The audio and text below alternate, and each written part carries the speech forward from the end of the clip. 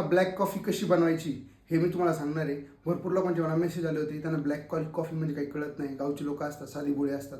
तर मी दाखवतो तुम्हाला ब्लॅक कॉफी कशी बनवायची. त्याच्या अगोदर जाणून घेऊया का चांगली कॉफी कोणती. आता ही 2 रुपयाची ब्रू कॉफी खास बनवण्यासाठी मी घेऊन आलेलो आहे, पण मी ही पित नाही. ही जर कॉफी तुम्ही पित असाल ना, त्याच्यापेक्षा चांगल्या क्वालिटीची पण येते. आता ही नेसकॅफेची 2 रुपयाची पण येते, आणि ही बघा नेसकॅफेची दुसरी काचेच्या बरणीमध्ये पण येते. याची क्वालिटी थोडीशी चांगली असते, आणि 2 रुपयाची कॉफी असते याच्यामध्ये चिकोरी पावडर मिक्स केलेली असते, त्यामुळे त्याची क्वालिटी थोडीशी कमी असते. जर तुम्हाला चांगला बेनिफिट घ्यायचा असेल कॉफीचा, तर तुम्ही चांगली अशी काचेच्या बॉटलमधली घ्या. याची क्वालिटी थोडीशी चांगली असते. ब्रूची सुद्धा 2 रुपयाची पॅकेटमध्ये पण येते आणि चांगल्या क्वालिटीची मध्ये पण येते. त्यामुळे ही अशीच कॉफी वापरा तुम्ही.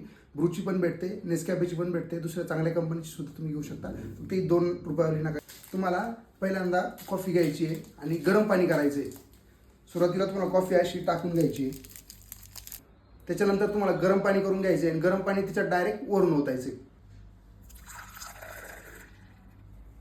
लक्षात घ्या, भरपूर लोक याच्यामध्ये मध टाकतात, गूळ टाकतात, साखर टाकतात. काहीच नका टाकू. जर याचा 100% तुम्हाला फायदा घ्यायचा असेल ना, थोडं सुद्धा याच्यामध्ये काहीच मिक्स करण्याचा प्रयत्न नका करू. डायरेक्ट ही कॉफी प्या.